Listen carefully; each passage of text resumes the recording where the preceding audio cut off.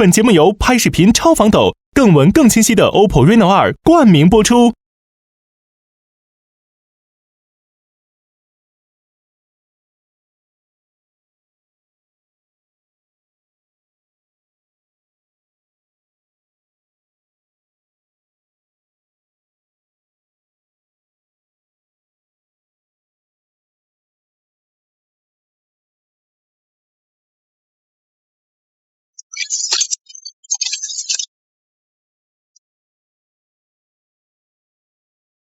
案情高能到手抖，稳定拍摄靠 Reno。本节目由拍视频超防抖的 OPPO Reno2 独家冠名播出。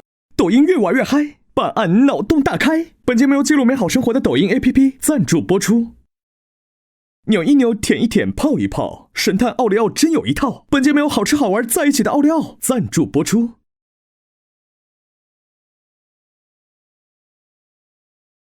美食研究事务所遇上难题，紧急邀请魏侦探前来协助。魏侦探，我们试过多种配方了，还是无法让美食达到极致啊！烤鸭、汉堡、火锅、烧烤，你有百事吗？百事？哦，美食的理想搭配原来是百事可乐。美食搭档，探案必备，有百事吗？本节目一共6位明星玩家，在每期设置的游戏剧情中，分别有侦探、嫌疑人、真凶3种身份。真凶隐藏在嫌疑人之中，只有真凶可以说谎，只有找到真凶，玩家才获胜。游戏设置侦探酬金，每期抽取角色卡时，每位玩家将获得1根金条。如果真凶逃脱，则真凶获胜，其余玩家将所有金条交给真凶。如果抓住真凶，则投票正确的玩家保留金条。侦探若2次都投对，则可额外获得1根金条，其余玩家需归还金条。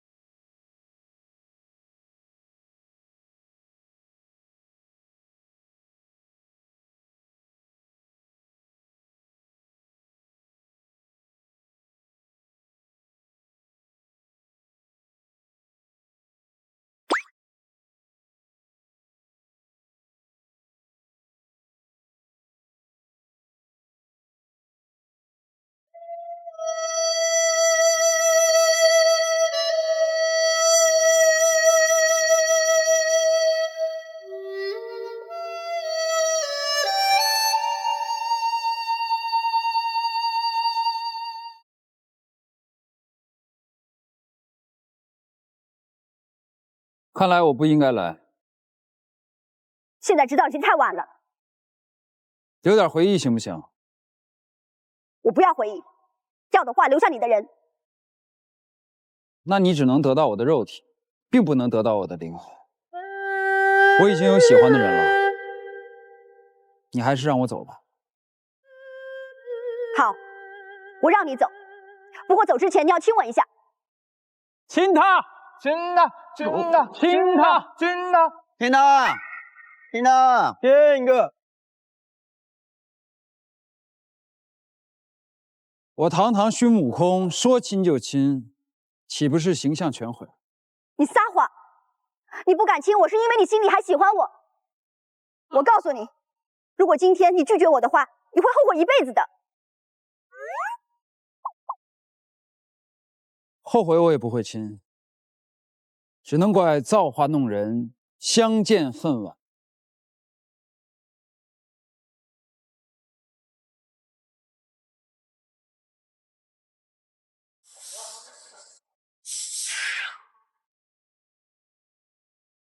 风早了，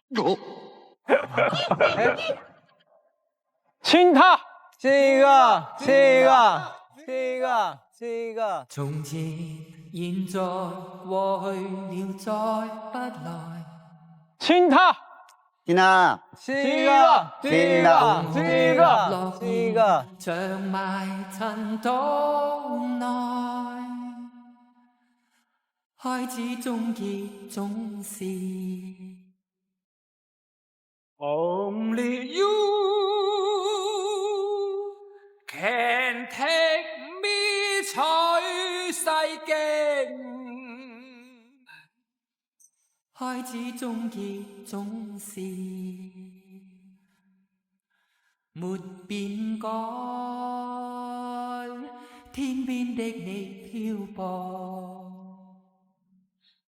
白雲外。苦海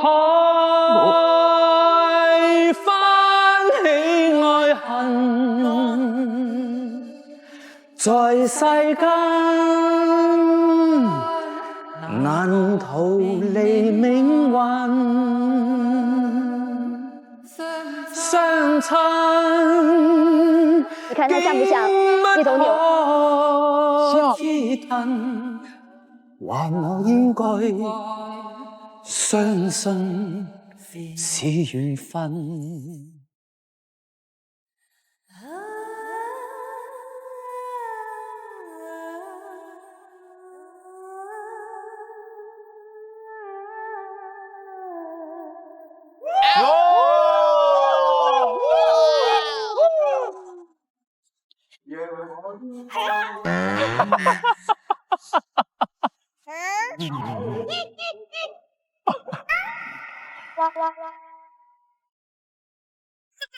掌声在哪里？好棒，好棒，好棒，好棒！好了，我们下去吧。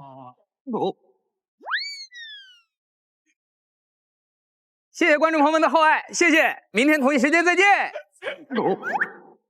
真的演得太好了，太棒了！今天这场怎么样？无懈可击，哈哈！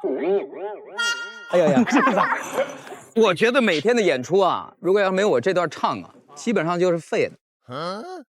其实前面你们两个人，哎，如果再动情一点，如果再有那么一点，掏心窝子的感觉，不信我们俩试一下，来，你是跟谁试一下？你跟谁试一下啊？作为这个《大话西游》这个电影的拍摄场地最著名的餐厅盘丝餐厅，这个老板啊，我觉得非常的欣慰。而且最开始让各位店员扮成这个电影中的人物形象，这个点子是我想出来的。我今天厉害呀，老板，是不是商业鬼才？有没有？有。看完这个表演，让我想到一个问题。什么问题？就是芸芸众生，谁还没有跟有情人之间的故事呢？你有意中人吗？啊，没有。你有意中人吗？没有。你有意中人吗？你没有。那你有？我没有啊。你有百事吗？这个我们这里一般要说3遍。你有百事吗？你有百事吗？最后问你一遍，你有百事吗？哎，我有百事。有。对，这个是我们夏日沙漠避暑必备百事可乐，大家可以每人拿1瓶啊。好，谢谢。好，谢谢。好，谢谢。那我们一起走一个吧，走一个。百事可乐干个杯。店长，我们这是庆祝啥呀？庆祝今天是店庆啊！让我们一起喊出盘丝餐厅的口号：盘丝餐厅，盘丝它。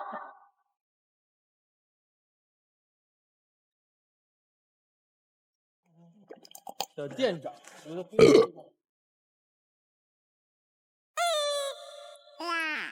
这个唐秘书啊，我们的人已经到齐了吧？啊，哎，我们少一个，前台的晶晶姑娘没来。晶晶姑娘啊，前台的清真姑娘没来，来的都是红烧的。哎，是吧？没来吧？没有。那赶紧请她来啊！那我去找她去。晶晶。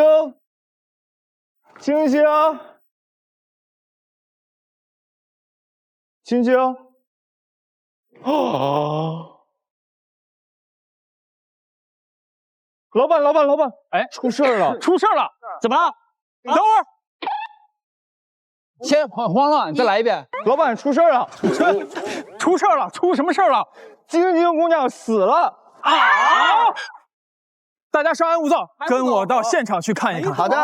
不应该啊！快带我去看看晶晶。这。晶晶姑娘。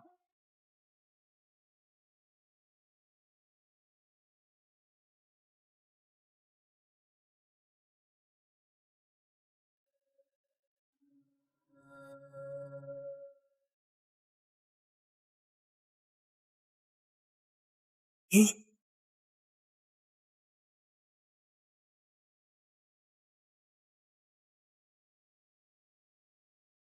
真的好多血啊！哇，晶晶，哎呦，怎么能这样呢？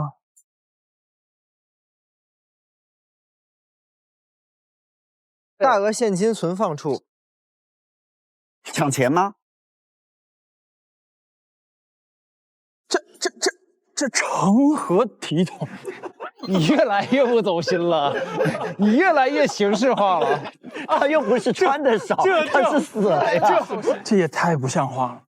我作为商业鬼才，一定要在这里主持公道，绝对不能让我的店员这样白白的丧命于此。现在是2019年的12月6日，12月6日上午的10点，在《大话西游》拍摄地盘丝餐厅，也是我的餐厅里，发生了一起命案，死者甄晶晶，年龄21岁，是餐厅的前台收银员。案发现场被翻得稀巴烂，所有的钱财都不翼而飞。那老板，那不是你的钱吗？对呀，这段念点感情出来。所有的钱财不翼而飞心疼老板的钱。那这个月的工资还有着落吗？作为身家上亿的我来说，这一点钱财算不了什么。我珍惜的是我的员工的性命啊！似乎是一起抢劫杀人案，究竟事情是不是看上去的这样呢？我们还要进一步调查。无论如何，这起案件的嫌疑人就锁定在他们当中。餐厅员工 cos 牛魔王的 Summer Wang， 46岁。46岁。确实是老师前辈，老前辈。餐厅员工 cos 猪八戒的何八戒，34岁。餐厅员工 cos 孙悟空的孙悟空，24岁。餐厅员工 cos 紫霞仙子的荣紫霞，24岁。还有餐厅员工 cos 红孩儿的侯孩儿，18岁。现在大家就一起跟我到餐厅的外面做一下这个不在场证明，走吧。好，那我们这个盘丝餐厅生还的人都还在，都已经到齐了。因为老板我呢产业太多了，所以我只知道各位是我的员工，但是具体你们是谁，你们从何而来，你们要去何方，我都不太清楚。要不然我们大家一起做一个自我介绍吧。老板你好，哎，我是这个店的店长。刚才你在演出中也看到了，正因为是店长，所以我有权利把最有戏的那个角色派给我自己。主题曲给你唱了，对，主题曲是我唱的。所以平时我负责安排店里的各项工作，偶尔呢也打打杂工，比如说干干烧烤啥的。因为我有工具，我这可以烧烤叉是吧？我这可以插点小串啊，什么可以做点烧烤。啊，那你跟死者是什么关系呢？死者的头。我知道了，这位男生，我就是这个店里的服务员，白天就负责服务工作，每天都演戏啊，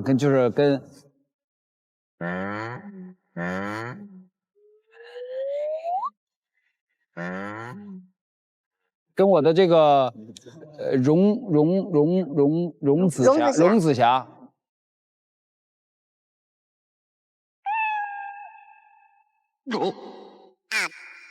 那个店里的人，包括老板，我也不是很熟。我就是为了他，我在这儿工作，不熟。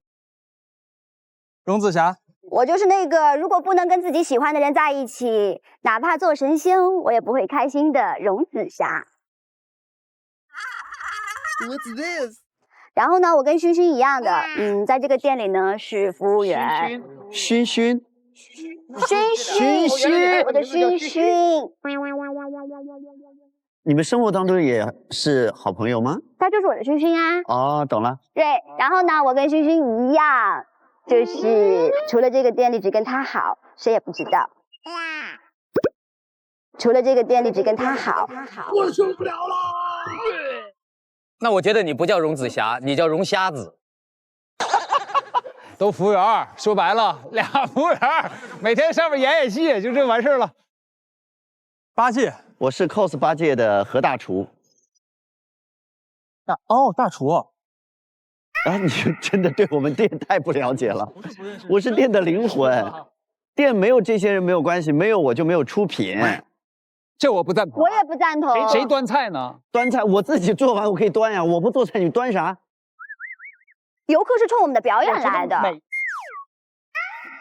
别吵吵了，没有店长你们全部就解散，没有老板就没有这家店啊。海尔，我觉得其实我是这个店里面最重要的一个职位。哦，那为什么重要呢？其实我是最重要的这个高级洗碗总监。高级洗碗晚间，专门监督别人洗碗。不是还有别人吗？也是我洗，监督自己的左手和右手。你们跟死者都是这个同事之间的关系嘛，也存在着竞争嘛，是不是？我不会跟你竞争的。我也是了，哈哈哈。哎呀，够了。讲一下，就是说自己的时间线吧。我的时间线源远流长，延绵不绝。前面不用讲了，就讲昨天晚上闭店有没有看到过这个晶晶？昨天晚上10点关店之后没有见过。关店之前见过他吗？就在店里工作呀。交互吗？交互是一种交流互动的意思。没有交互。你呢？没有交互，闭店了我就睡觉了，不是怎么还跟他还得有交互才能？他跟晶晶有什么可交互的？对啊。紫霞交互了吗？没交。闭店之前见到他了吗？正常工作，因为每天都是这样的工作节奏，所以不会特别去注意谁在谁没在，反正应该昨天都在上班。明白了，你呢？有吧？总有一样啊。昨天下了班以后到今天早上都没有交互，都没交。总的来说，昨天是非常平淡的一天，正常的工作。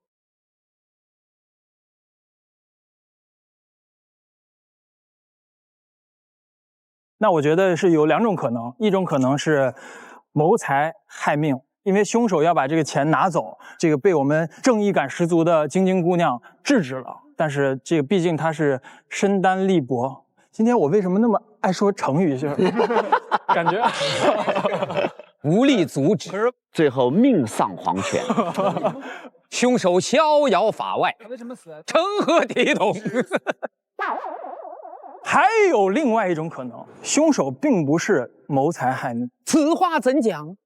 另有其因，就是凶手想要掩人耳目，其实他另有所图。对，所以把现场翻得一片狼藉。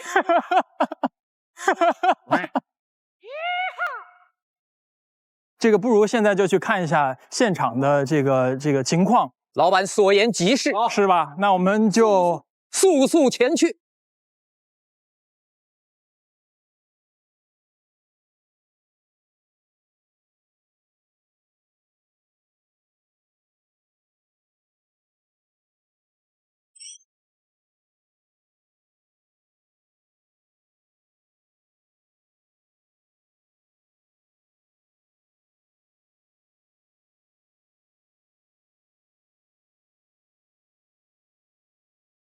第1轮现场搜证，6名玩家分为2组，轮流指证，限时10分钟。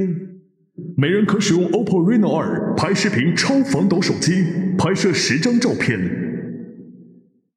那马上要探案了，我们要先取我们的 OPPO Reno 2探案神器。哇，老板你短头发真的好帅啊！是不是？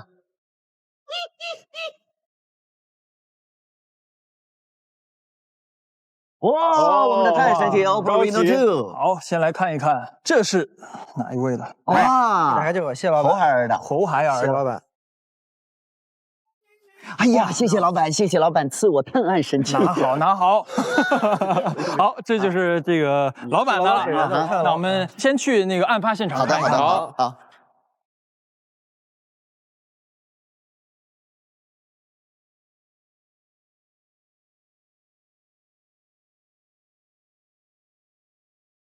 这全都是被破坏开的。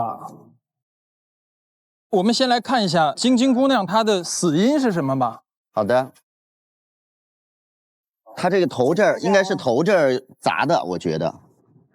哎呦，哦，伤口在这里，这应该是后脑勺磕到了什么尖锐的地方。哎，这有一把锁，但是它锁并没有打开，可是它是破坏了的。它是个人基金存放处的锁被直接打开了。这个写的是什么？剩下的是给我的小费，不能让其他人知道。他自己在那个什么，有自己的小金库是吗？嗯。我到外面去检查。拿着你的钉耙吗？我没带我的钉耙，我带了我的探案神器。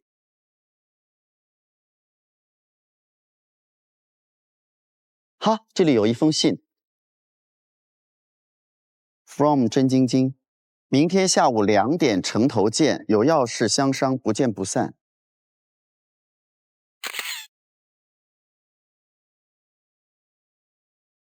这又是什么呢？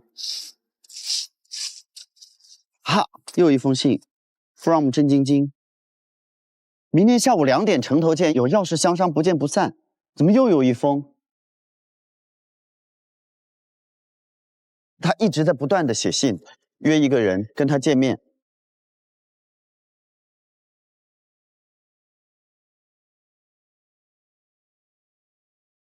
2019年的12月3日，终于集齐了什么加什么。4号的时候说，为什么没有起作用？希望一切都没了。一切希望都没了，一切希望都没了，一切希望都没了，希望一切。还是要好好读书。是。2月什么都没找到，又什么都没找到。3月徒伤悲，4月徒伤悲，5月1号终于找到了其中一个。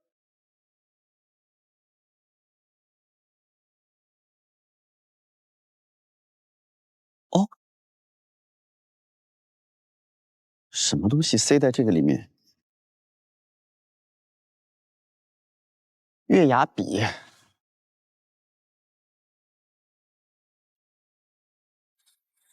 哎，这里有一个这是什么？指表。这里有一只表，上面有提醒一个信息。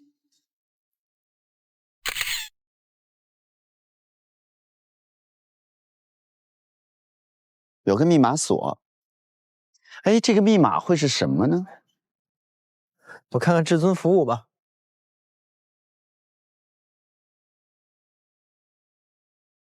是金箍棒哈。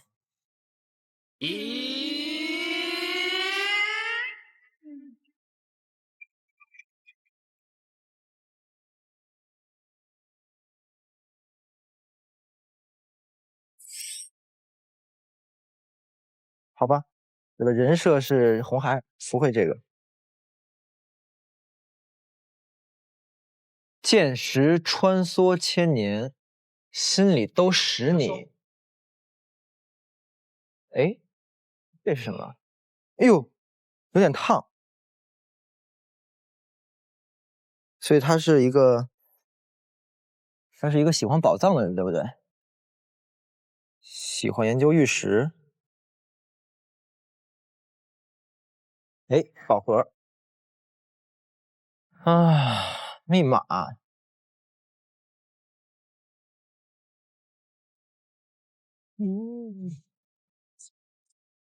美味坚果。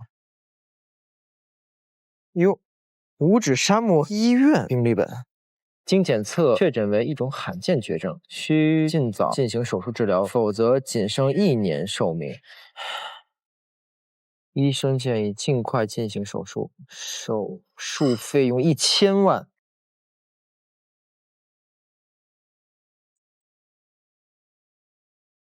哦，有一个本子哎。晶晶，这是半年前老师和师娘在盘丝洞发现的壁画和照片。黑色原石内的月牙笔有重置时光的功能。月牙笔是什么？虽然你只留下了这个，但我一定要找出你究竟是谁，为我老公报仇。时间还有5分钟。荣子霞房间。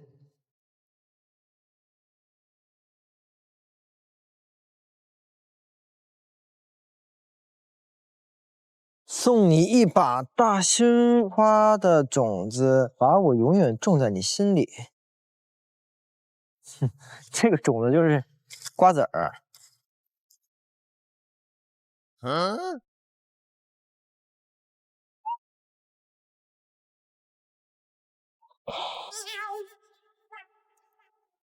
新鲜的，刚刚送的，抓紧时间。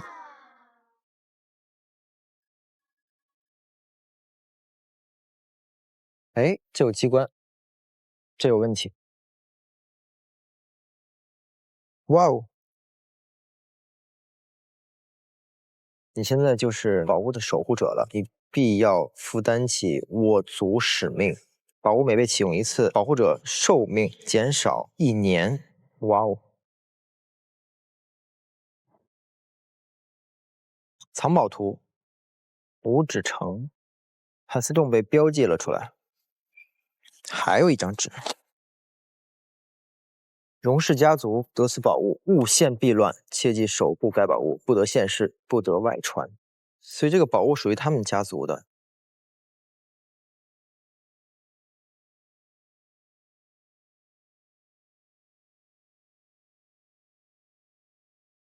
哎 ，From 真晶晶。明天下午2点城头见，有要事相商，不见不散。他跟真晶晶有一个约定。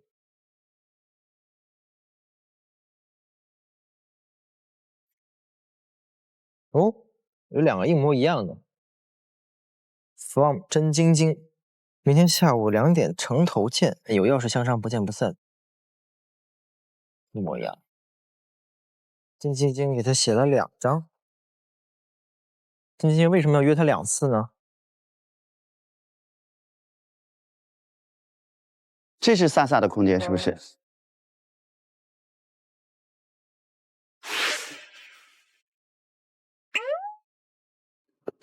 哎呦！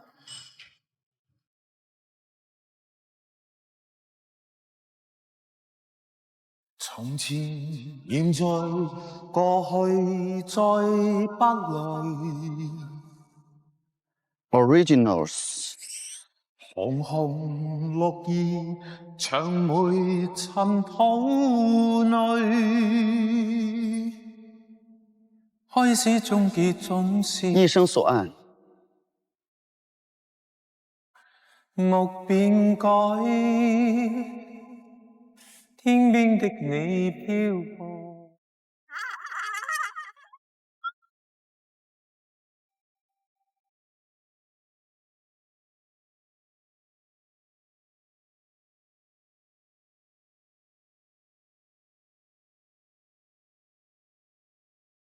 开了，一生所爱还给我反过来。他是谁啊？我的小甜甜，情人别后。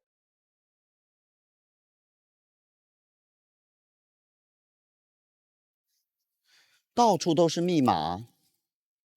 你的时间只剩最后1分钟。还有什么呢？哎，这还有一个手机。晶晶的手机有密码。晶晶，你的生日是多少？怎么样可以解开他的手机呢？你们真的困在这儿已经一辈子了，我觉得。肯定是一个很有纪念的数字，肯定是一个很有纪念的数字。是不是这个标星的？191203，19。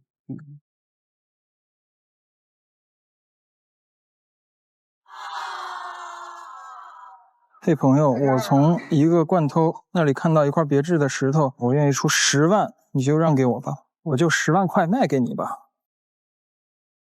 还有什么呢？只要到了这一天，就知道谁是 X。11点我就要去杀他。5、4、3、2、1，时间到，请离开现场。走吧，海尔，走吧。赶紧的，拿神器！你以为你真是至尊宝，有个金箍棒就可以了？给我点面子啊！芝麻开门。您先填。我叫这个红你，你就报我的名字。这是我的。你看我俩好有缘分呢。你俩赶紧拿着手机，赶紧看到没？这是缘分，从我眼前消失，这是缘分，消失，从我眼前消失。今天终于不用跟你演感情戏，我好开心。你跟他也蛮有缘的。愿我相信是缘分。你俩感情好到啥程度？桃花潭水。你猜？我有机会插一杠子不？你怎么要插一杠子？你我作为店长，我只是想测试一下。哇，好美啊！哇，好帅啊！最美指甲，盘丝餐厅最美指甲，好美啊！看我还有情侣皮肤，变身了，大圣娶亲了啊！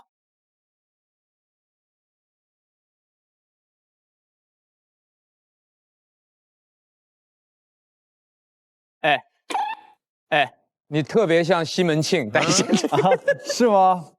金莲，金莲，金莲，金莲教你呢，赶快去吧。我是紫霞，我是紫霞，我是紫霞。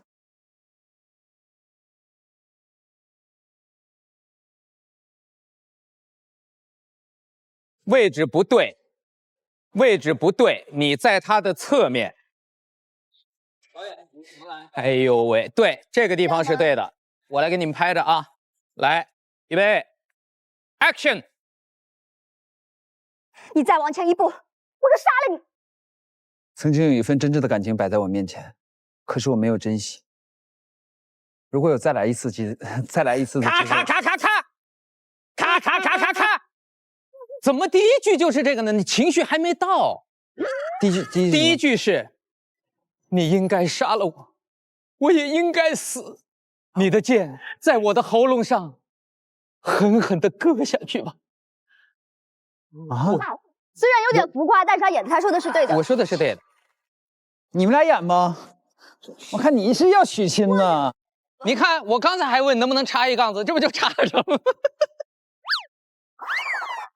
导演，你的词儿 OK 了吗 ？OK 了，来，情绪啊，各方面的都准备好，好，可以吗？可以吗？准备好了吗？啊，非常好，拍得非常清楚。防抖的呀。哦，对哦。演员好了吗？好。3、2、1，开始。如果再往前一步，我就杀了你。当时这把剑距离我的喉咙只有3/4厘米，但是一炷香以后，这把剑的女主人将会彻底的爱上我。我生平说谎无数，但是接下来这个谎言将会是经典。你的剑在我喉咙上，我不怕后世人千千万万的人对我唾骂，我一定要带你走。有一句话，我一定要告诉你：曾经有一份真正的爱情摆在我的面前，我没有好好珍惜，直到失去以后，才后悔莫及。如果上天再给我一次机会，我一定对他说：“我爱你。”如果一定要给这份爱加一个期限，我希望是10000年。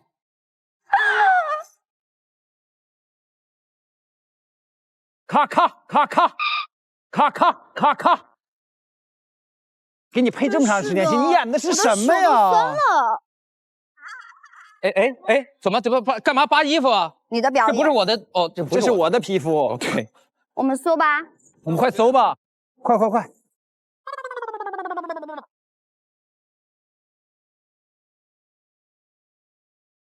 曾经有一个 NPC 倒在这里，我们没有好好的调查。如果加长一个时间再来一次，我们一定要对 NPC 说转过来。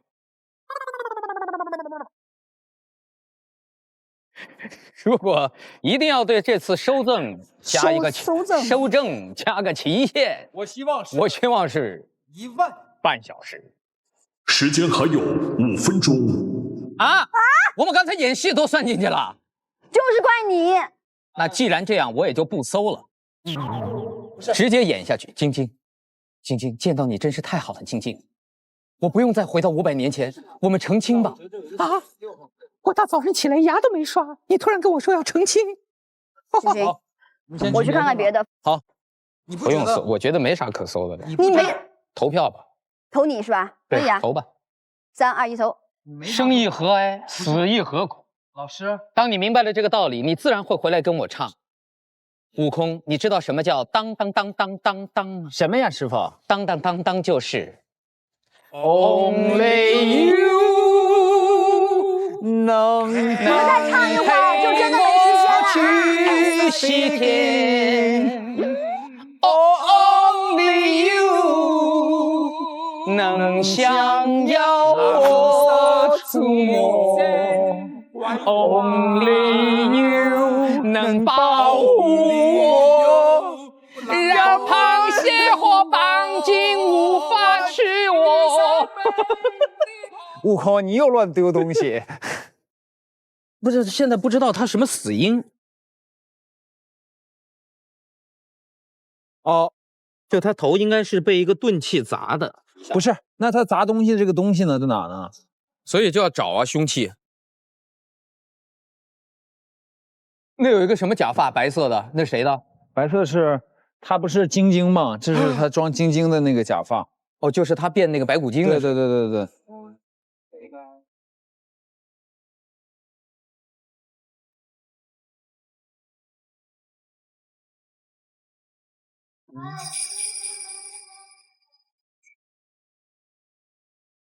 你有病啊！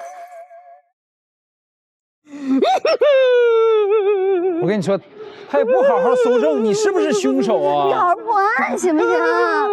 快点！你再往前一步，我杀了你！女英雄，你应该把这把刀从我脖子上割下去。厨房洗碗区，那是红孩儿的区域。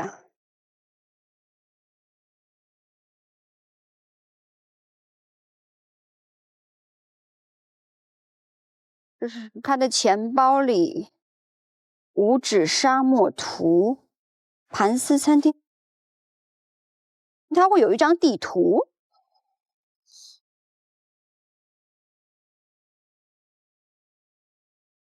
哎，他这个钱包有一个隔层，隔层里面有一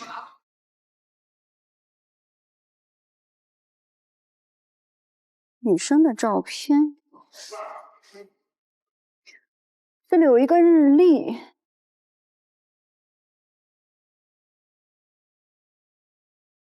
这有什么寓意吗？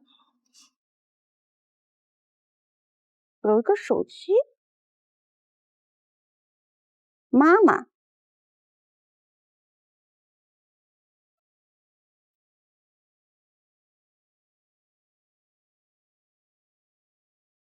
我亲爱的儿子，对不起，我失败了。妈妈要去陪爸爸了，千万不要来找我，要去陪爸爸。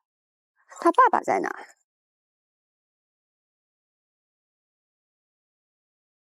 我要搜搜八戒。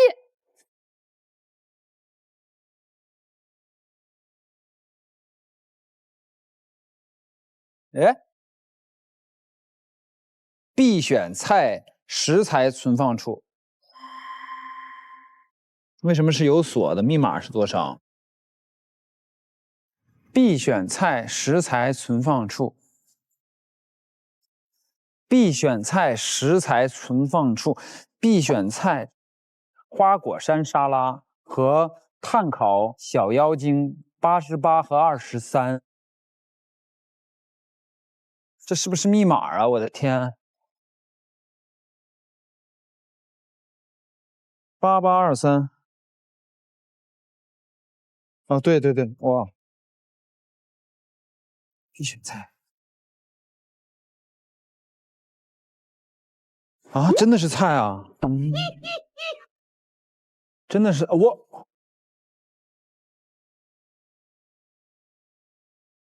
你这个骗子，等着血债血偿吧！哎呀，太可怕了，这么狠吗？这有没有什么线索嘞？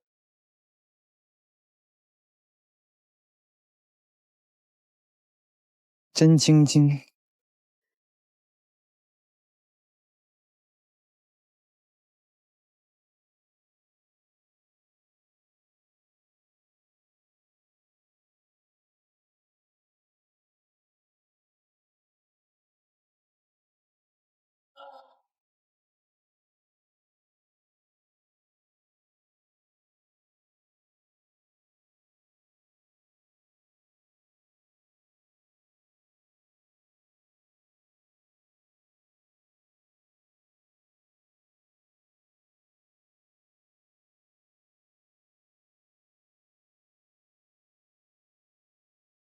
这不是一块板子啊，这是一个电脑，又需要密码啊！它的密码12月6号1206，密码不正确。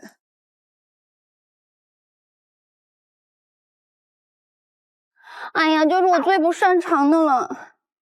旭旭，你干哈？我发现了一个电脑，但是它需要一个密码，这是我不擅长的。我对数字极其不敏感。我敏感呢？你敏感的。我来。我知道你敏感的。一般先输入0，4个0。哎呀，我都1、2、3、4，6个0。亲，它有提示，密码提示 ，OK。每天的工作量真大，我洗，他是洗碗工，他洗的东西就是碗。我洗。你看这里，洗刷刷，你看这么多洗刷刷，无啊。好，这个是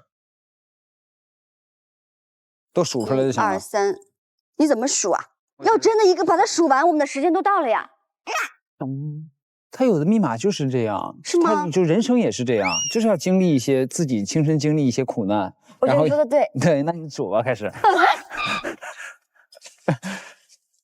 4、6、7、8、8、9、10。这是40。这是50、 90、94。3、4、5、6、7、8、90、31。然后呢？94、31、13，就是这几个数嘛。94、31。不对。31、94。3491。3491。也不对。数的对吗？对呀。你俩试出来没有？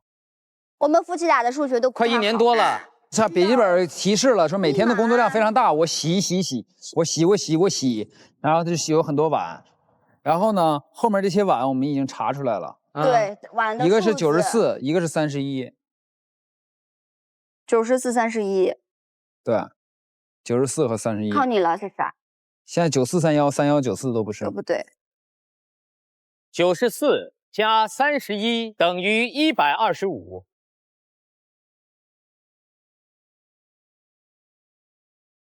当了当当当！我的数学能力我一点也不害羞，就因为我差，所以在脑袋里这个数根本就没过过。你的时间只剩最后1分钟。电子邮件。还有一个。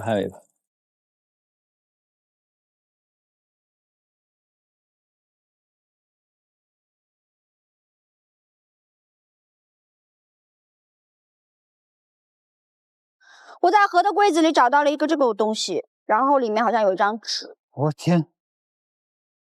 哎，这就是跟电脑里那个啊。哎，对啊，为什倒计么？时开始，5、4、3、2、1，时间到，请离开现场。OPPO Reno 2拍视频超防抖手机，记录清晰时刻，第一次集中推理，根据收集到的线索完成推理。其实看起来，这几个嫌疑人呢，跟晶晶之间就是很简单的同事关系。悟空和紫霞可能是恋人的关系。晶晶呢，从他一些记录啊里面发现，这个他是要寻找一个人，他现在的代号是 X， 就是到底谁是这个 X 呢？所以我们现在就请出5位嫌疑人吧。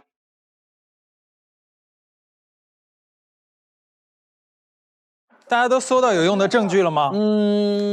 当然是有，但是我搜到了一脑袋的问号，真是让我百思不得其解啊！大家今天有一个原则，就是尽量用你们会的成语，好吗？好。萨摩老师，你先来吧。萨摩 Summer Wang。鄙人确实惭愧至极。你一马当先。因为今日之收了，确实所获不多，有点所获不多，而且大量证据曾碎片化呈现，使得鄙人抓耳挠腮，捶胸顿足，百思不得其解啊！成何体统？不要说一些没有用的，说点焦点。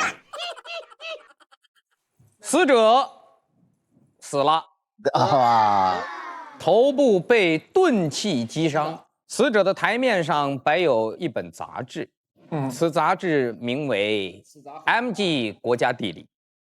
郝教授无意中发现了一座地下洞穴——盘丝洞。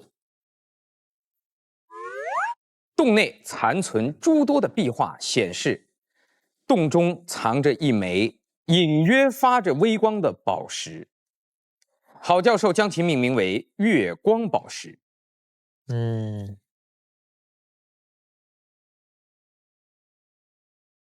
但郝教授却又因另外一场流沙，被迫离开了盘丝洞。郝教授感叹，月光宝石必与五指城几千年的历史文化息息相关。但是遗憾，宝石被留在了盘丝洞中，未能将它带出。他呼吁广大学术同仁，我们一起去五指沙漠中心寻找盘丝洞和月光宝石吧。月光宝石必将成为接下来一段时间内最有价值、最为贵重的石头，说是一石千万金也不为过啊！1000万斤。宝石在杂志上有图片，但是除了杂志上的图片之外，我们在河八戒的厨房发现了宝石的特写照片。八戒厨房中发现的照片和杂志上的照片是同一枚石头，但是显然八戒将它翻拍下来，或是从另外渠道得到这个宝石的特写照片，一定有其用意。好了，可否请八戒略说一二？那我就略说一二。我对月光宝石非常感兴趣。结束了。好，你这个1、2，因为此刻我只能点到为止。这个1、2很1、2。我觉得今天后期要做一个，就是那个排行榜，就谁说的成语多就加1加1加1。完了，最后说的最多的人能不能多加1颗金？我一个都没有说呢。你是一个快补10个。我太难了。除此以外，本店长深感羞愧。怎么深感羞愧呢？我管理不力，纵容部下在店内胡作非为，何出此言？有一个叫至都发现这个尊服务的套餐，都发现这个了。至尊服务显然是有悖于旅游市场管理相关规范的。岂止是旅游市场，成何体统？真是成何体统？还不错，不能播。另外的不一般、一般般，这些都小菜一碟。令人大跌眼镜的是，1对2、1对4、1对 X， 有至尊专享 Plus， 还有 Pro。这位同事，您辛苦了。X 很重要。对呀、你到底是服务些什么？你端菜呀、有的一个人，有的一对多呀。这位同事，您辛苦了。枸杞需要一些吗？不是，你想错了，你想歪了。你哪种端菜方法不能播呀？我跟你说，这是一种非常幽默的吸引客人的方式。其实我们端菜都是不收费的，但是我们给它打出来，端菜你还想收费？我做菜的都没收着钱。比如说我们打出来之后呢，顾客就会觉得哇，这个服务是什么啊？这挺好奇的。我以为你说的不能播，就是比如说花毛一体，哎，能不能帮忙播一下？你说不能播，不能，哎，也有可能，也有这个可能，不能播，对，就是这个饭。这个盘子，你说是哎有点歪了，你要拨弄一下，不能播，不能播，对，这就是不能播的。你坐下吧，你上了一盘虾，客人问我能把虾皮剥了吃吗？不能播，连皮儿吃。你这个解释，我暂且接受。最后，我发现了一个有价值的信息，什么？当时跟随着这一本杂志，有一封财务写给死者晶晶的信。郝教授提到的那块黑色石头，你都已经用过了，还锁在保险柜里干嘛呀？把它卖掉，可值不少钱呢。几个信息，请各位关注一下：一，黑色石头，郝教授提到的那块黑色石头，新闻里的那个，在晶晶手里。二，你已经用过了，已经用过了。三，锁在保险柜里。四，卖了可值不少钱。本人这轮分析无非也就是以武会友，切磋切磋，点到即止。行吧，好吧，那就请坐吧。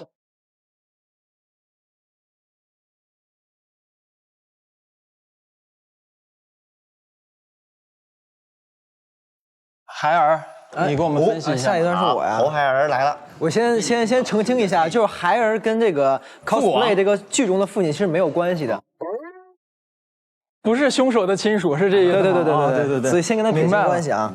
孩儿，你该不是想大义灭亲吧？并不是，你的事我肯定不会说的。我主要发现的是有一个日历令我很诧异。其实这个甄晶晶她在寻找2样东西，大概寻找了1年，终于把这2样东西找到了。发现了她的日历上就贴上了她一找到这个东西。另外一个形状长这个样子，它上面那个日历写的是这个，日头加月亮。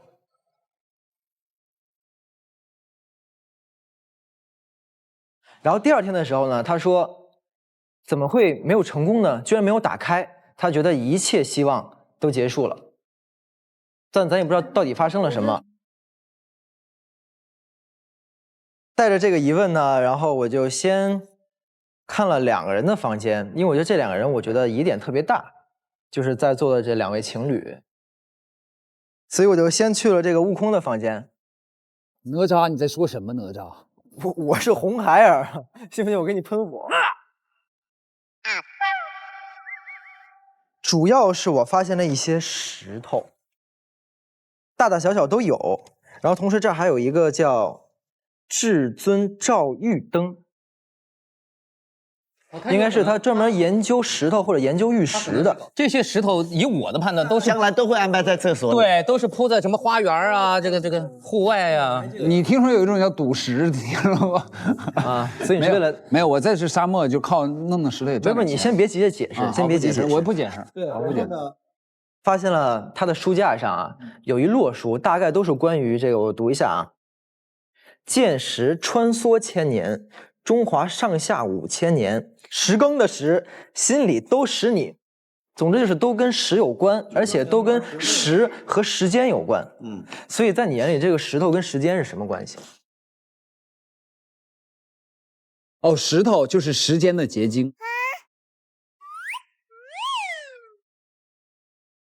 亿万年的打磨，才有了今天的圆润和光彩。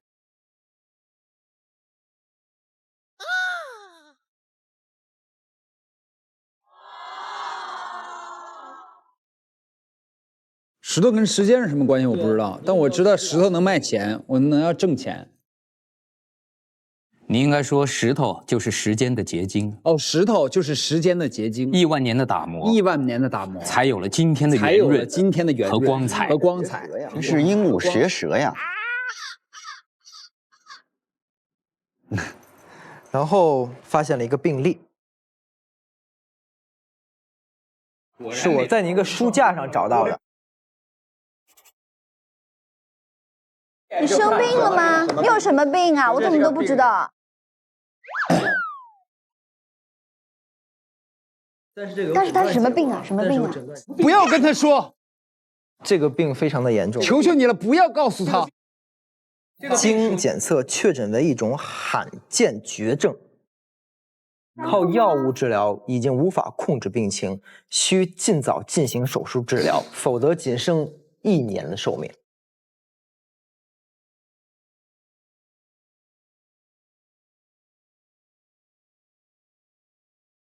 然后这个医嘱建议啊，尽快进行手术，手术费用1000万。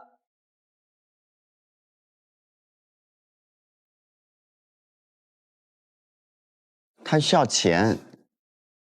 你这病是先天的吗？是在今年的1月1号。哦，那就马上1年了，还剩最后1个月了。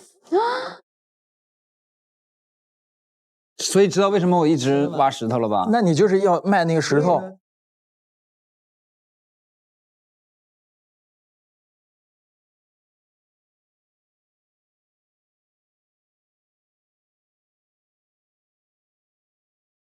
我觉得啊，就是他做这些所谓他说的这个至尊服务啊，有2种可能性。第一个，会不会说你研究那个石头与时间的关系，你想靠那个方式赚很多钱，买很多石头，让自己穿梭时间呢？因为你有看过穿梭时间相关的书。第二种可能性就是很简单，他想赚很多钱，然后你看888一次，就是你那个全套不能播的服务，然后你要1000万，也就是说，大概888可以约等于1000，你要做1万次。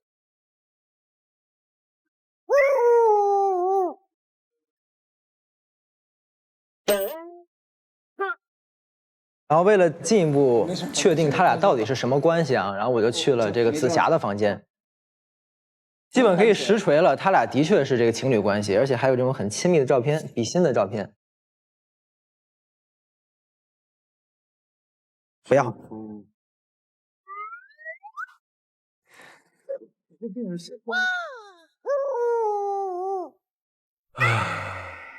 有一个应该是令大家最感兴趣的啊，好，就是最感兴趣来了。这是在紫霞的床头柜的一个抽屉里面看到的，里面有3张纸。第一张呢，就是2018年12月8日，他爷爷给他写的，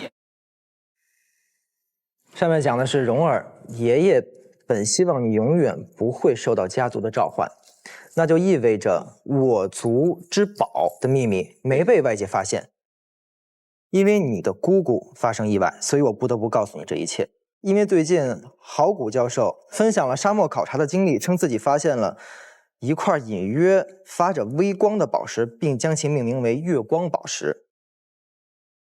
那就是我们家族世代守护的宝物。此文已经引起了很多关注，恐怕会引来无数前来搜寻之人。你现在就是宝物的守护者了。宝物与守护者之间有一种神秘的盟约，宝物每被启用一次，守护者的寿命将减少1年。孩子，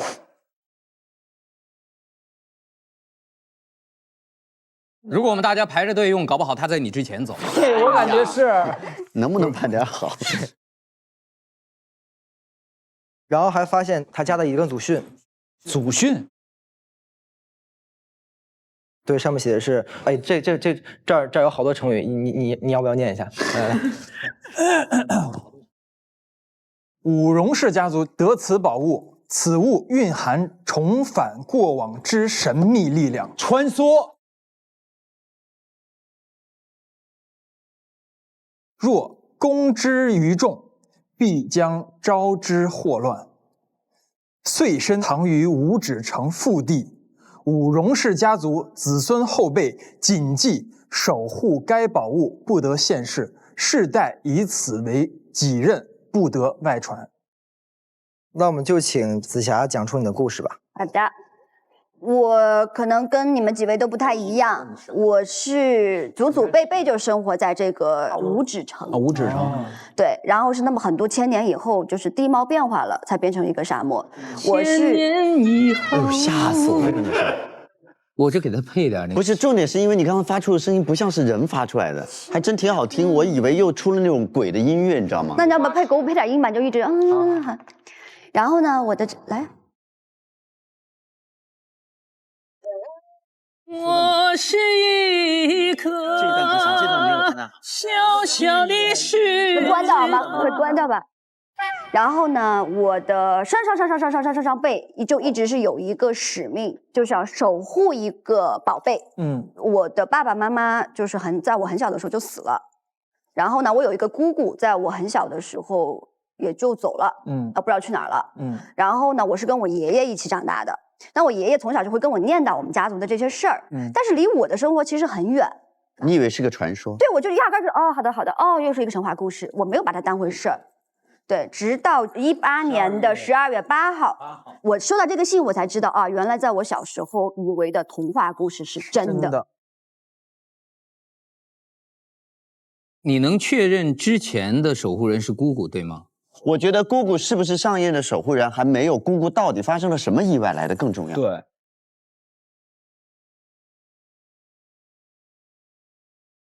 然后还有一张就是这个藏宝图，上面有写着盘丝洞的具体位置。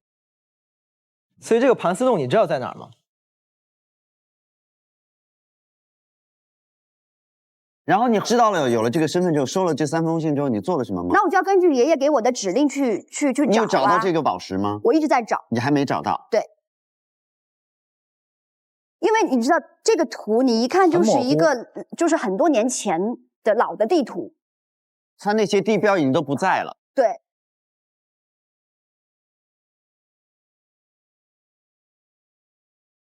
还有一个令我特别疑问的一点啊。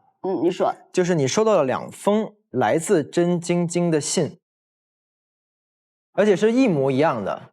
明天下午2点，城头见，有要事相商，不见不散。所以他有约过你，对不对？是。但是这2封信是没有写收件人，所以说有可能他一个人给你写了2封，也有可能他给另外一个人也写了1封，然后你把那个人的信拿了过来，非常有可能。是的。他有一封信是直接放在我房门口的，另外一封信是放给了别人的，放在别人的门口了。为什么你会去别人的门口？你猜？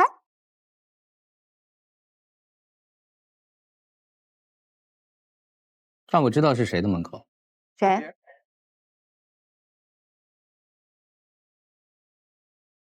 我的门口。因为他在说那个别人的时候，他下意识的看了我一眼。另外一封信是放给了别人的。是我的门口吗？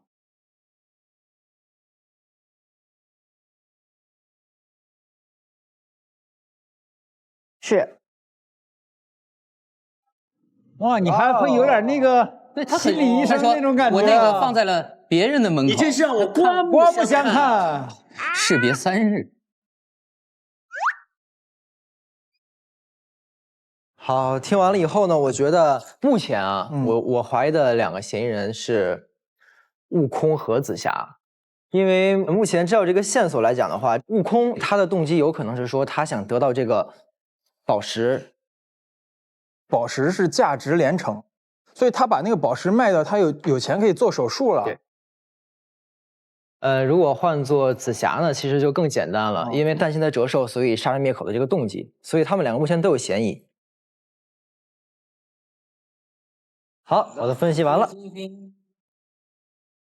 耶。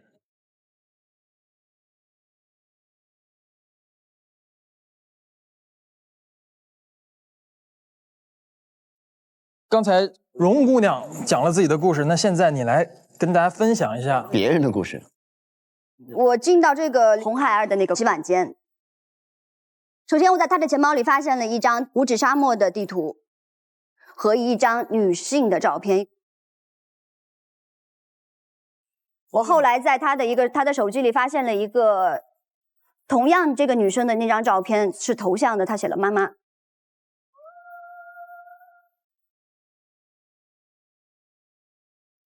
这是我母亲，我妈妈。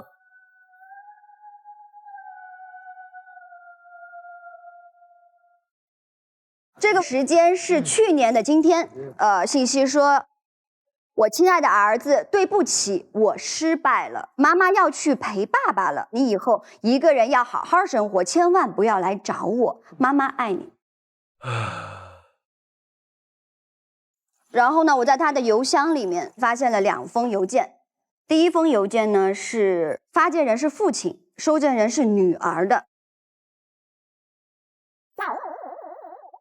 父亲跟女儿说：“女儿，郝教授把我们传家宝的秘密捅出去了。传家宝之中蕴含着神秘的力量，得到它可以穿回到过往的任意时间。但是你也知道，如果它流入了外人手中，每次使用都会对你造成影响。”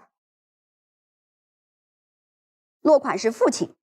时间是18年6月6号，写给你姑姑的应该是。对，我觉得是。他刚才讲，我就觉得父亲就是你爷爷，他的妈妈就是我的姑姑，因为你爷爷的女儿就是你姑姑呀，这个是说得通的。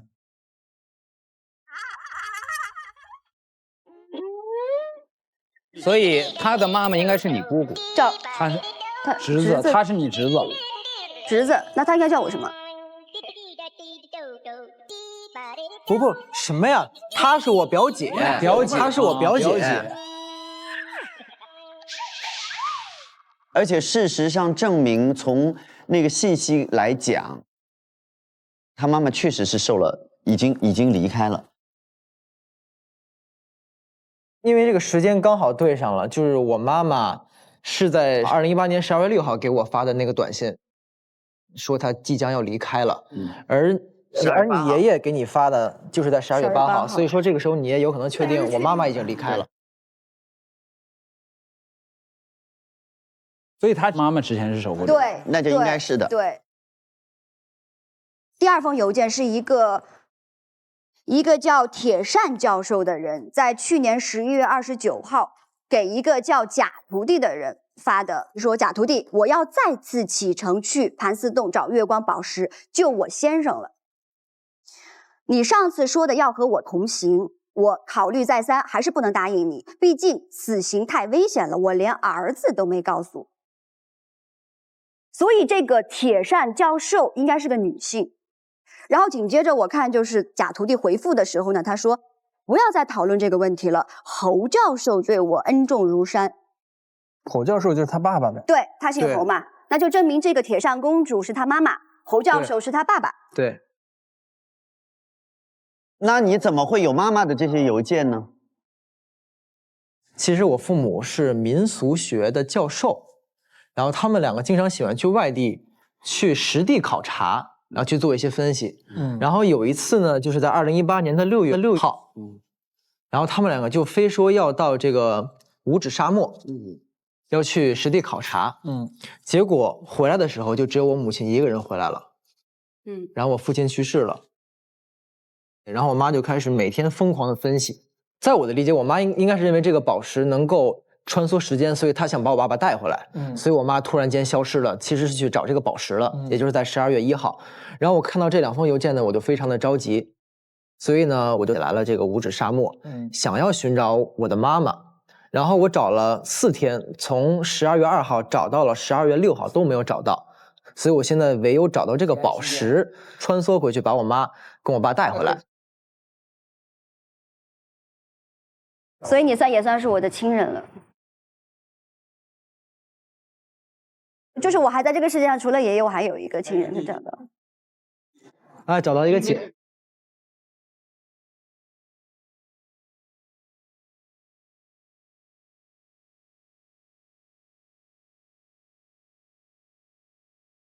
那可减你姐1年寿命。但是起码能把2个人带回来呀。你就1年了，你还操别人心，你这个。然后，但是其实此时此刻，我们家族其实还挺痛恨这个郝教授的，因为其实他把这个不应该告诉外人的秘密告诉了。在我这儿看来也是。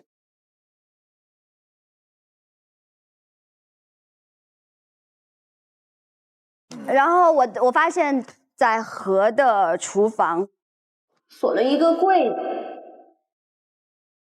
哎，又有钥匙。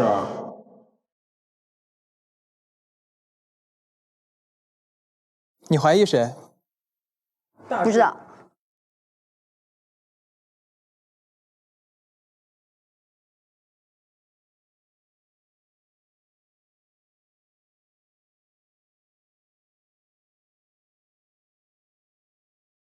孙悟空。何大厨，我先讲一下这个吧。我从你这个必选菜食材储放箱里面发现了一封信，然后里头是血书啊。这我哥哥为了找月光宝石，独自去了五指沙漠，后来失联了，再也没有回来。你这个骗子，等着血债血偿吧。所以这个信你看过吗？之前看过。所以这是你放在箱子里的，是写给你的，是别人写给我的，也是我藏在这里面的。我只能说我是无辜的。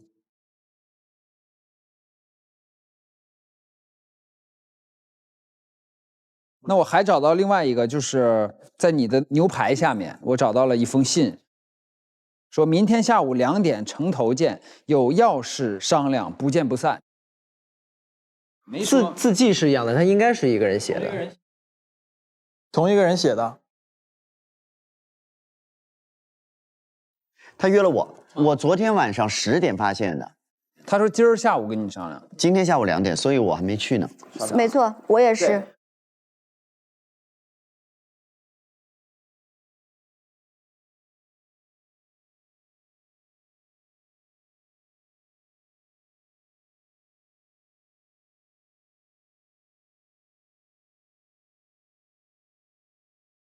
好，目前已知呢，勋是为了钱，因为要救命；荣呢是为了守护家族，同时呢对他性命相关。那孩儿是为了找妈妈，甚至还有可能把爸爸带回来，所以他也非常需要宝石。我呢很单纯，我就是对宝石感兴趣。萨萨他到底在这个故事当中，他存在的是什么呢？萨萨的房间里面有一个留声机和一个盒子，首先打开了就是一张，这是他的情人，他妈，还是你爹？哇，你姑姑，他妈妈，所谓的铁扇教授。苦海翻起，赶紧跟我去验一下血，赶紧跟我去验一下血。不一定是你爸啊。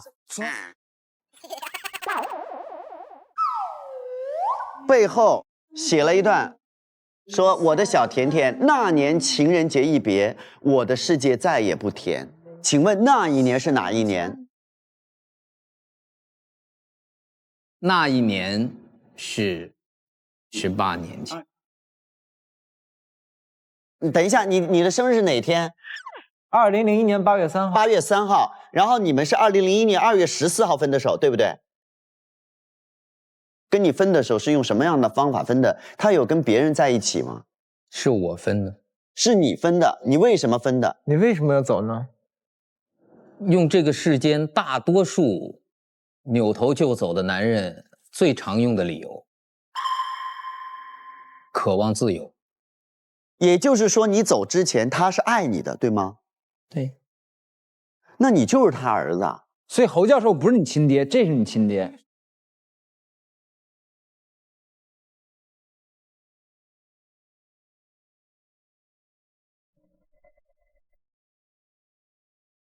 而且我的走也深爱着他，我不是说因为不爱才走，我爱你却更爱自由。你看过有一个电影叫《麦兜2》，这么具体？麦兜2，菠萝油王子，要不要说是几分几秒的那个？麦兜的父亲为什么走？没有理由，就有的时候一个人他想寻找自己命中注定的那条路。看遠路，正漫漫，誰為抉擇聚意？你是用麦兜爸爸的方式来掩盖你的渣吗？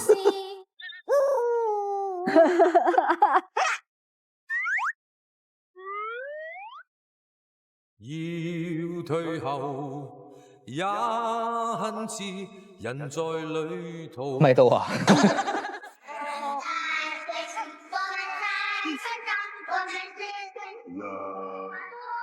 你刚刚才知道他的存在，你刚刚才知道2001年2月14号你跟铁扇分手的时候，他已有身孕，完全不知情。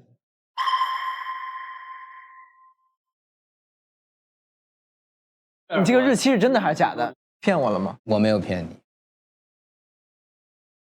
这些证据目前让我心很乱，因为它指向的一种可能性，使我觉得我本以为犯下的那个错，也许比我想的还要大。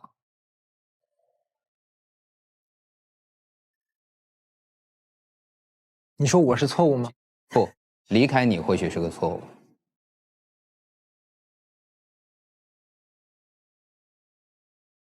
也就是说，其实你的房间里有石头，你不只是对石头感兴趣，你也在找月光宝石，你也想要回到过去弥补自己的错误。我如果想回到过去，也只是为了回到铁扇身边。我觉得我可能当年犯下的这个任性的错误，可能背后包含着一个我更加无法承受的理由。明白。所以我们现在要确认的就是有多少人对月光宝石感兴趣，还有多少人知道月光宝石在晶晶那儿。从萨那出来之后，我来到了沙漠，就在骆驼的背囊里面发现了第4封信，内容是：明天下午2点城头见，有要事相商，不见不散。还是这个真经一模一样，是不是理所当然应该有第5封？对啊，是不是？对啊，是不是这么想的？是啊，理所当然，对不对？对，确实，我找到了第5封。哇，你是找新高手哎。然后呢？第5封就在门口的这个墙的下面的沙子里面浅浅的埋着，内容一模一样。那是要给谁的呢？我认为这2封是给勋和给侯的。请注意，我的信放在那儿了，萨的信被你拿走了，他们俩的信被扔出来了，有2种可能，跟荣一样，也是被人拿了之后扔的，还有一种可能是他们本人扔的，都有可能。对，到底是怎么回事？这个信非常关键。接下来我就发现，在门口的告示栏那儿有我们公用的餐厅的信箱，并就是我们店庆的日子。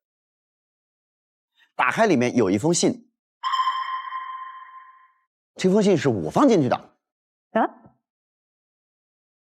我不知道你们有没有，但我接到了财务给我说的这个要填写高温补贴发放专用账户的开通申请书。这个里面他要求的是我按照他原样照着抄，抄完了之后要求我要用他附在表上的一个叫做专用笔来填写。朋友们，专用笔是他。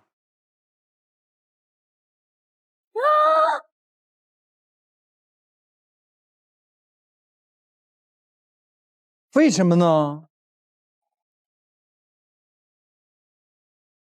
我觉得用这个笔签特定的内容，它将启动某些仪式。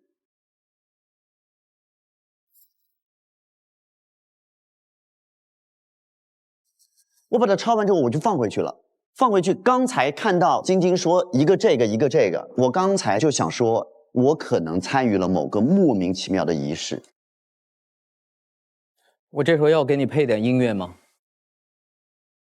？Yesterday，OK， 懂了，就是我可能无形当中又回到了某一天。在公告栏，我还捡到了一只手表，这只手表是某个人给自己定的备忘录，提示2件事情：第一，5号15点55一定拿走信；第二点，12月6号11点。盯紧真晶晶拿到石头。我更倾向于拿走别人的信，因为自己的信就在自己那，没有什么拿走不拿走的。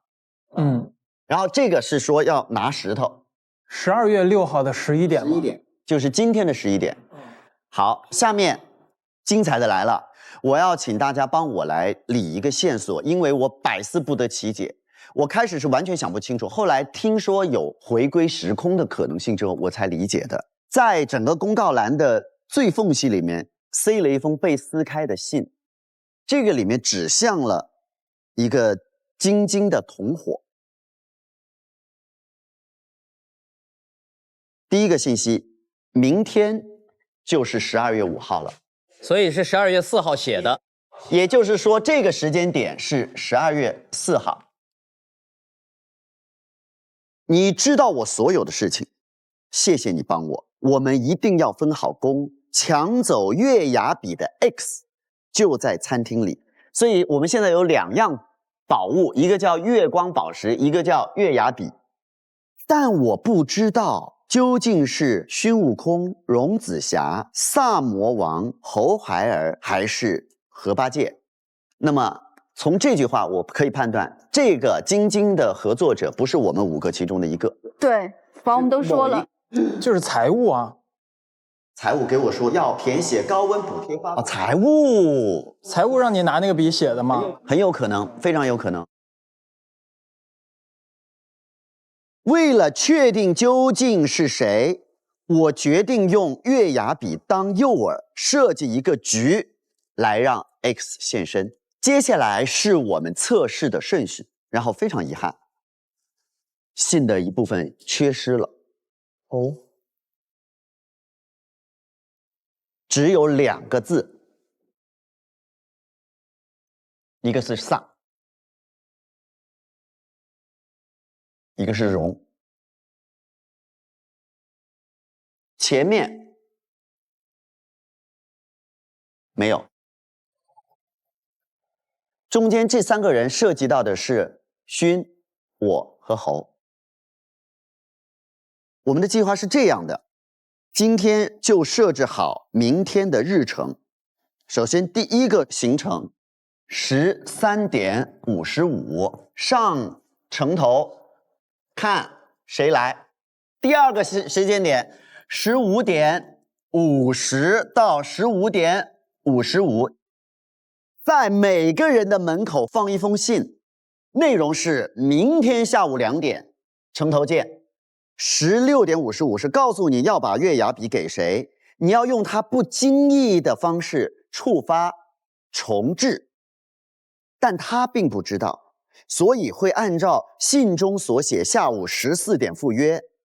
所以我可以在城头等到是谁来，然后告诉你下一个测试的人是谁。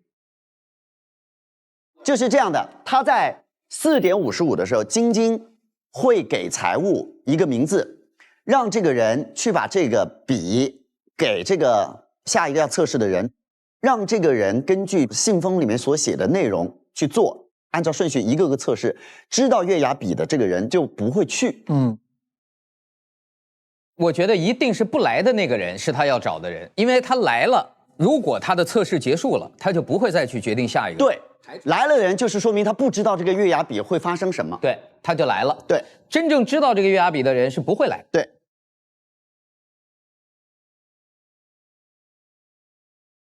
这些都是12月5号的事情啊，下面是12月6号的事情，就是今天11点，很重要了。只要时间到了这一刻，我就知道他可以确定谁是 X， 因为根据去年所了解的 ，X 一定会认出月牙笔。你说的对，认出月牙笔且不会使用。现在也就是说，凶手知道了这件事情，知道了晶晶的计划，赶在11点之前杀了他。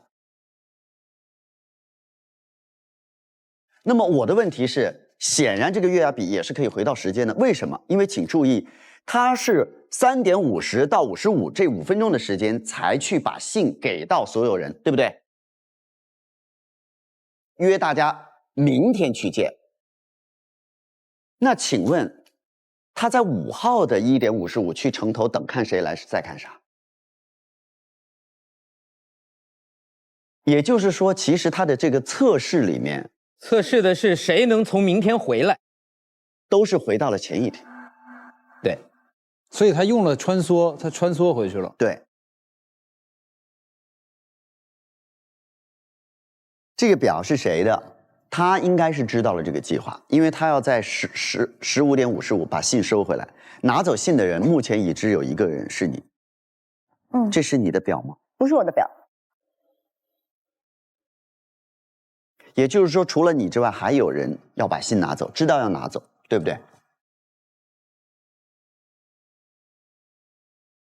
侯的信和勋的信为什么在沙漠里面？是被人拿走了，还是他们看过了扔的？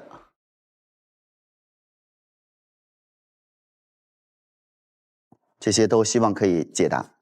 我目前比较怀疑的是荣，因为我觉得他至少比我们知道的多，他懂得去把萨的信收起来。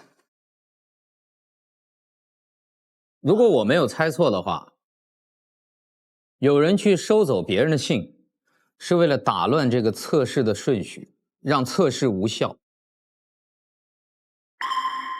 还有一点，因为我们现在最重要的是把这个顺序理清楚。我现在有一点怀疑，如果侯和勋没有问题的话，我可能是第一个被测试的，因为在那个信箱里面只有你的。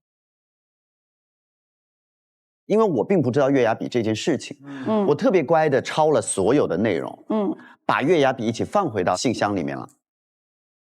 因为月牙笔只有一个，等于是晶晶指示的这个财务，他要不断循环的做这件事情，就是来回的收笔给下一个人，给下一个人，是这样来测试，不断的重置，重置又是重置的什么？我们希望侦探能够给我们一些那个。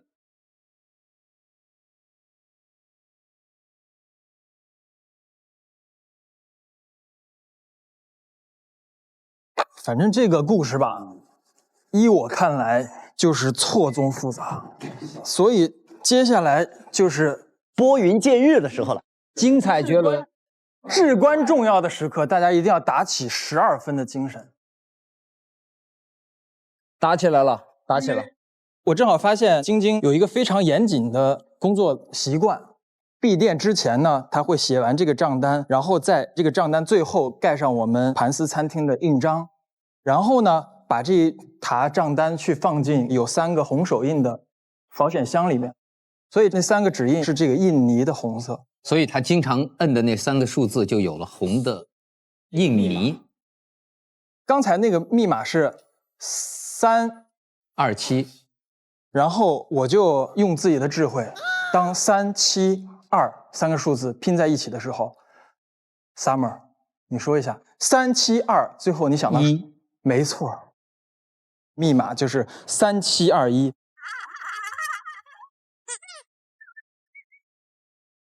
那我发现这跟智慧有什么关系？太瞎了这个密码，但也有可能是3星21。哦，那我发现有一个记录啊，有非常重要的线索。这个文件夹叫她老公最后的话，黑色原石内的月牙笔有重置时光的功能。使用方法：用月牙笔写出"再来一天"，仅12月5日使用起效。使用后，当时间到12月6日的0点，时间将回到12月5日的0点。只有使用者保留重复一天的记忆。保留记忆的意思是，保留记忆的人就是说，只有我知道这一天我做了什么，然后我重置了。就比如说一个正常的12月5号，我们管它叫12月5A。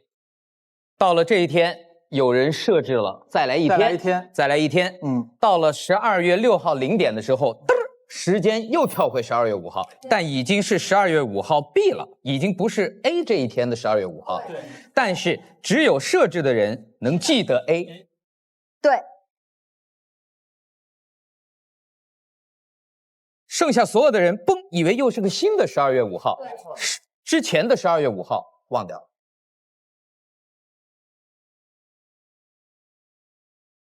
后面还有一个重点，就是说，将月牙笔放入黑色的原石中，可以重置到任意的时期。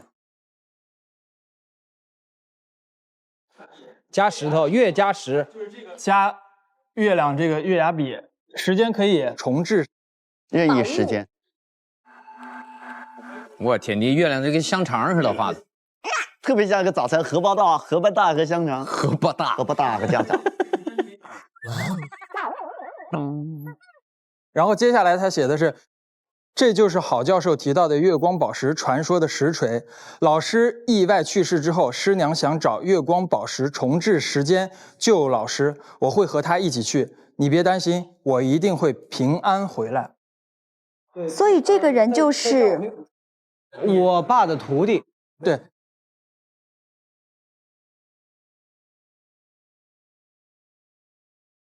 在这儿我可以补充一点，就是当时这个徒弟去找月光宝石，是他跟我妈一起去的，12月1号。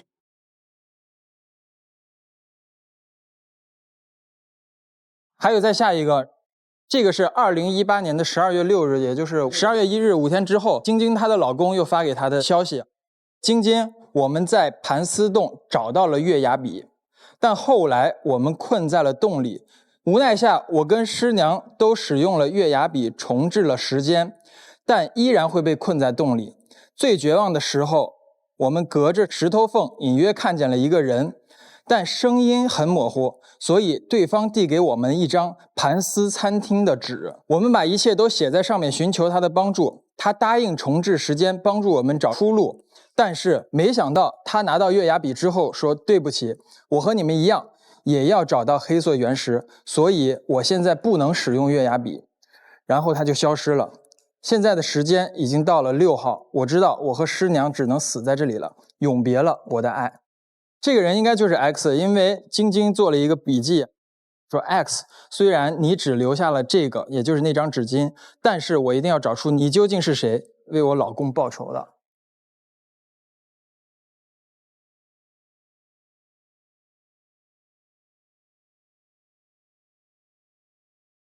所以其实他一直要寻找的这个 X 有几个要素，就是12月6日之前，他就已经来我们的餐厅工作了。2018年的12月6号，他是知道月牙笔和月光宝石的秘密，另外他也要使用它，对吧？但是他后来是怎么又用月牙笔当诱饵的呢？他们又怎么得到了月牙笔呢？他在他的台历上面写了几个时间点，就是他一直在找这几样东西，一直到2019年的5月1日，他挖到了月光宝石，之后他又一直在找月牙笔。2019年的12月3号，他找到了月牙笔，他说终于集齐了，是他从一个人的手里买的，他花了10万元，但是他在12月4号又写了一个笔记，他说为什么没有起作用，一切希望都没有了。他本来想要重置时间去回去救他的先生，但是没有成功。所以也就是为什么那个财务跟他说，你都已经试过了，你为什么还一直留着它，把它放进保险柜里？笔是能用一次返回1天是吧？一人一生只能用一次。所以如果他用过的人再去试的话就没有用了。刚才有一个重要信息是 X 拿到这个月牙笔之后，在石头外面跟他们说对不起。对，我不能用这个。对，因为他一辈子只能用一次，他用完了他就没法再用了，所以他没有去救他们，他把这个机会留给自己，他要干什么事儿？对，所以这个人即便现在再看到月牙笔，他也一定不会用。那个晶晶的日程表上面写着，只要到了这一天，我就知道谁是 X 了。只要到了这一天，我知道什么意思。只要时间到了12月6号，证明那个人没有写再来一天。对，因为你如果他写了，你永远都是过的12月5号。因为只要有人测试写了再来一天，他就会回到12月5号。如果这个循环结束了，突然早晨我醒来发现，哎，怎么到12月6号了？只要他知道时间到了12月6号，证明有一个人没用，而前天应该是给谁，谁没出现，他就知道了。所以12月6号他就知道他要找的人是谁。对，这样就都对上了嘛。还有一点就是，只要到了这一天，我就知道谁是 X 了。11点我就去杀了他，因为根据去年所了解的 ，X 一定会认出月牙笔，且他不会使用。就是说11点，如果 X 不动手杀了晶的话，晶就要去杀 X 了。但是不管怎么说，我们已经知道了大家要用这个笔做什么。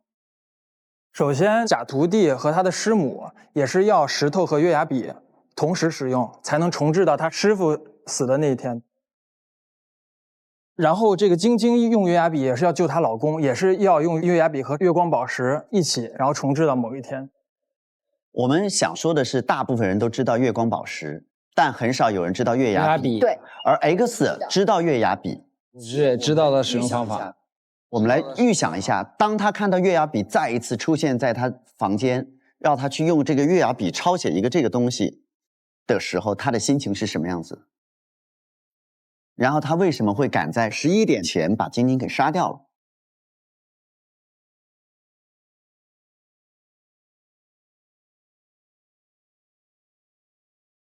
了？是这样，我是在公告栏下面同一个位置找到了这个手表和这封信。12月5号15点55分一定拿走信。12月6号11点，丁景真晶晶拿到石头，也就是说他捡到了那封信，撕破了。他知道了这个局，他15点55拿走这个信的时候，就是为了保护自己，对不对？因为如果我拿走了这封信，就很多人都不会去。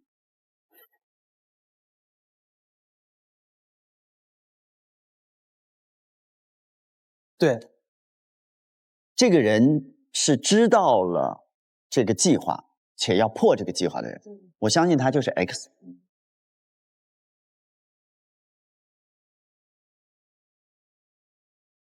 所以你把他的信拿走了，也有可能就是你看到了这封信。我确实拿了你的信，但是我是不知道这些所有的这些东西，我都不知道。另外还有他俩的信为什么扔在地上 ？X 的目的是破局，对吧？他拿走别人的信是为了打乱整个测试的顺序。然后让其中有一个人不知不觉的就没去，对，晶晶就会误认为这个人是 X， 他等于要甩锅给别人。对，晶晶到了12月6号就会去找这个被他甩了锅的 X， 对，要去干掉他，然后他跟着晶晶就可以把石头拿到手。他的目的还是要拿石头，他不是为了杀人。对，聪明。他的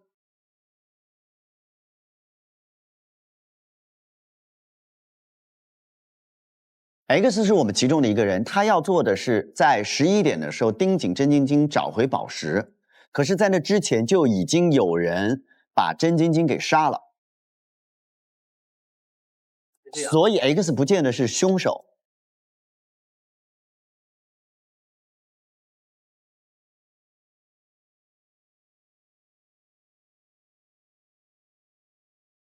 投票吧，可以了。侦探投票吧，可怜的侦探。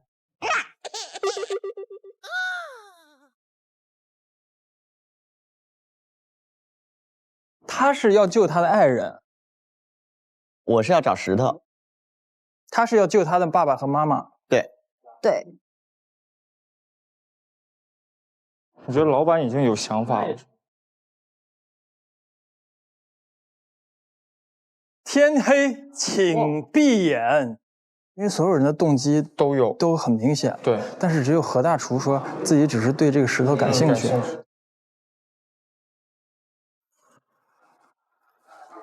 那我们就选你了，就你了。哇！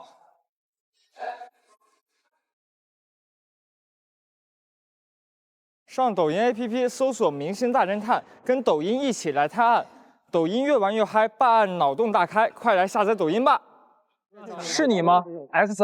我还不能说，你是第一个。我的计划是干掉那个 X。我不记得啊，那你怎么会说又呢？想改变过去的荣家传人，对他来讲，他不但能够救男朋友的命，也能够救自己的命。11点钟该死的是你。对呀。啊，月光宝石在他这儿。我发现我经历的一切事情都一模一样。金晶晶，她居然没有死。这个人呢，应该是在不断重复的这5号，他都要去杀晶晶。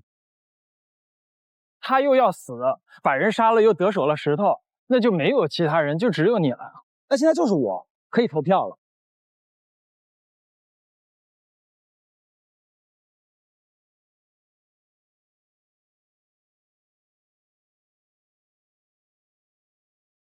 案情高能到手抖，稳定拍摄靠 Reno。感谢拍视频超防抖的 OPPO Reno 2对本节目的大力支持。